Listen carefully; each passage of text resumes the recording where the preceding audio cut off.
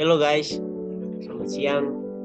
Di video ini kita akan menjelaskan distribusi sampling, rata-rata, sampel, dan teorema limit tengah.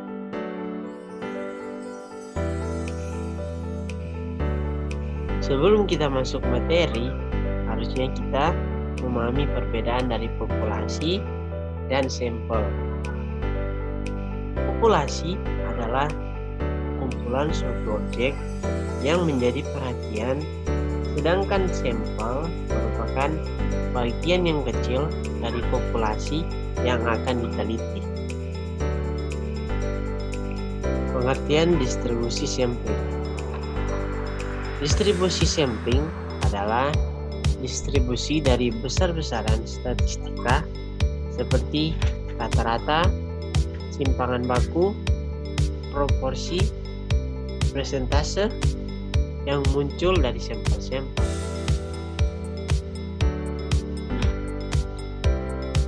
Dalam distribusi sampling yang terbagi beberapa jenis, yaitu pertama distribusi rata-rata yang nanti akan kita bahas sebentar.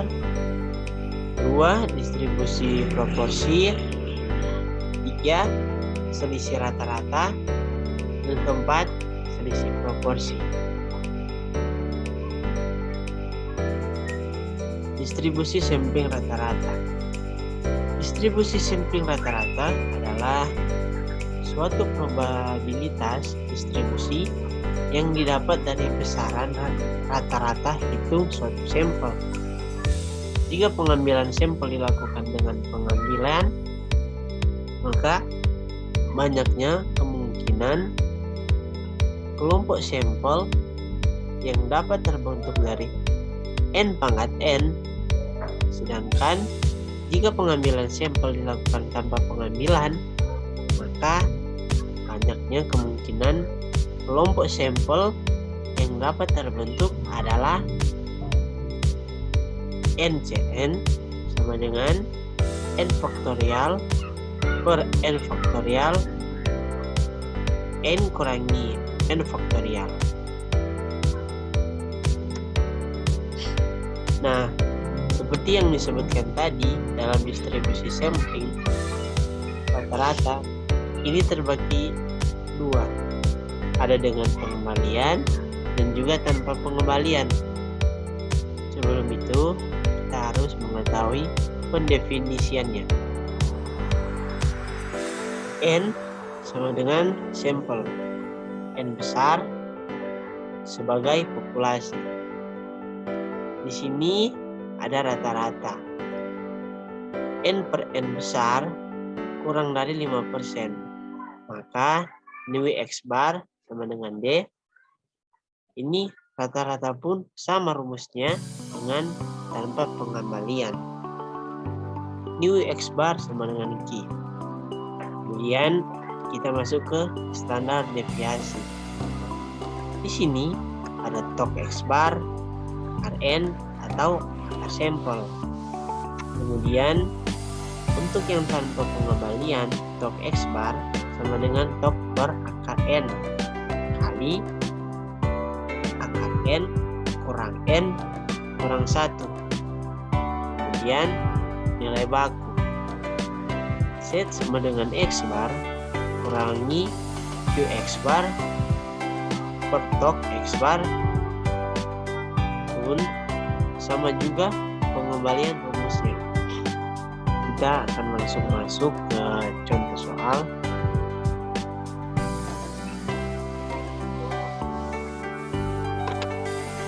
Contoh soal, suatu perusahaan memproduksi bola lampu yang umumnya berdistribusi hampir normal dengan rata-rata 400 jam dan simpangan baku 24 jam. Hitunglah bahwa suatu sampel acak dengan 16 bola lampu akan mempunyai rata-rata umur dari 388 jam. Di sini diketahui itu rata-rata 400 jam. Kemudian di sini ada simpanan baku 20. Kemudian ada N diketahui 16 dan X bar 388 jam. Kita langsung saja ke penjelasannya. Yang pertama, kita harus menentukan rata-rata. Tadi sudah diketahui mu X bar dengan mu sama dengan 400. Kemudian kita menentukan simpangan baku kok X bar. Kok per akar N tadi kan sudah diketahui ya. O-nya 20, kemudian N-nya 16. Karena akarnya 16 adalah 4, 20 banding 4 sama dengan 5. Kemudian untuk menentukan nilai Z itu tadi harus disebutkan, itu tadi sudah disebutkan sebelumnya, Z sama dengan X bar kurangi mu X per O X bar. Kalau sudah dimasukkan tadi X bar 388, kemudian 400, kemudian hasil dari simpangan baku 5 untuk menentukan itu kalau Z. Tadi itu kan bisa kita sebut sebagai batas wilayah. Ini kan kita berada di sini. Kemudian kita cari dulu 2,4 itu di mana? Dalam tabelnya juga ada min dan juga positif. Kita samakan saja dengan positif. Kita ini ambil yang 0,4,918. Kita masukkan sini. Kemudian nilai Z tadi nilainya negatif 2,4. Lalu turunkan lagi. Kemudian kita akan mencari ini, maka nilai 0,5 yang merupakan batas ini dikurangi ini, maka hasilnya sama dengan 0,0082. Sekarang akan masuk ke teori limit. Pengertian teorema limit tengah: jika seluruh sampel suatu ukuran dipilih dari populasi distribusi sampling rata-rata, sampel mendekat distribusi normal. Pendekatan yang diperoleh sampel yang lebih banyak. Jika populasi mengikuti distribusi probabilitas, namun maka pada ukuran sampel apapun, distribusi sampling rata-rata, sampel juga akan normal. Jika distribusi populasinya simetris namun tidak normal, maka Anda akan melihat bentuk normal dari distribusi rata-rata sampel yang muncul dengan sampel sejumlah 10 di pihak lain. Jika Anda memulai dengan distribusi yang condong atau memiliki ujung yang tebal, maka diperlukan sampel sebanyak 30 atau lebih untuk diamati. Ciri normalitasnya, konsep ini dirangkum pada tampilan 8 kedua.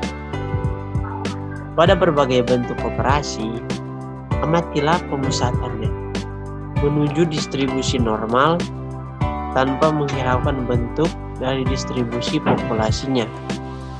Mayoritas ahli statistik menganggap sampel sejumlah 30 atau lebih sudah cukup besar untuk menerapkan teorema limit tengah. Memahami teorema limit pusat dalam statistik. Teorema limit pusat merupakan salah satu teori yang wajib diketahui oleh setiap orang yang bekerja dekat dengan data. Hal ini dikarenakan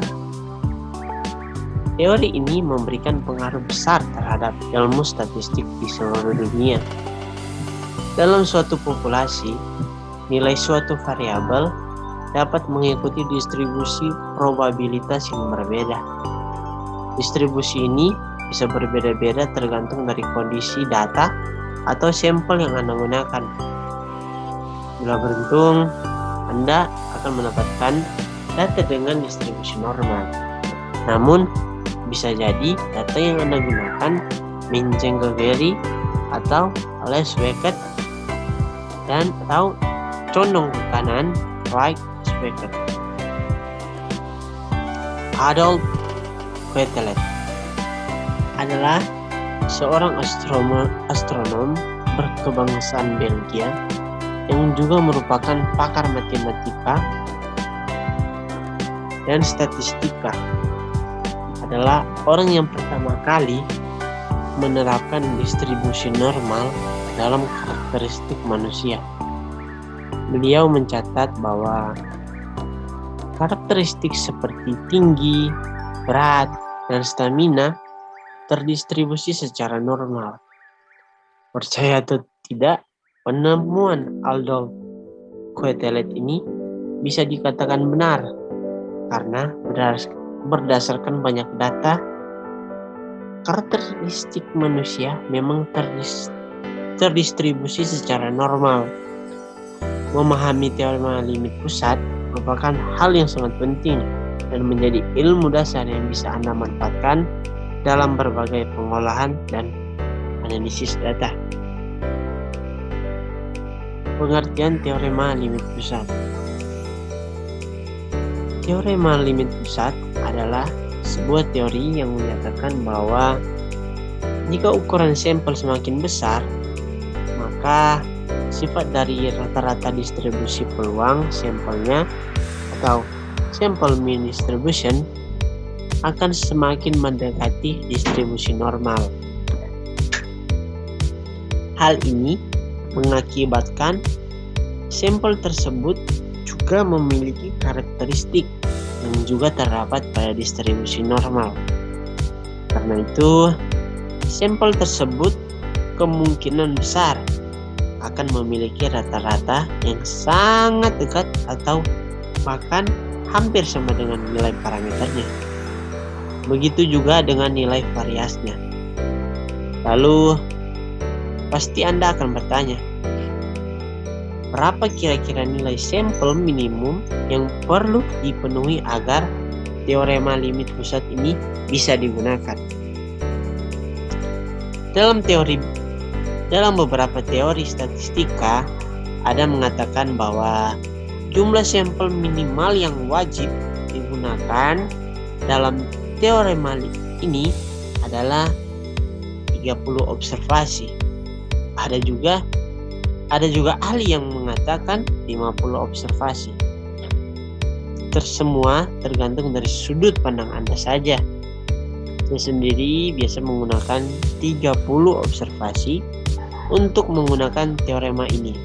Namun, tentu saya akan berusaha agar jumlah sampel yang saya gunakan sebesar mungkin agar menghasilkan distribusi yang semakin mendekati normal. Penutup, teorema limit pusat merupakan salah satu jenis formula yang memiliki pengaruh paling besar di dunia ini. Pengaruh teori ini tidak hanya di bidang statistik, tetapi memengaruhi metodologi penelitian di berbagai sektor. Dengan adanya teorema ini, kita bisa melakukan berbagai pengujian seperti uji hipotesis, analisis korelasi, dan lain-lain. Dengan memiliki jumlah sampel yang cukup besar, bahkan tanpa perlu pembuktian yang rumit, apakah data yang kita gunakan distribusi normal atau tidak. Terima kasih. Sekali lagi, terima kasih sudah mendengarkan materi yang saya sampaikan tadi tentang teorema limit tengah dan penggunaan distribusi sampling rata-rata sampel. Akhir kata, terima kasih. Selamat sore.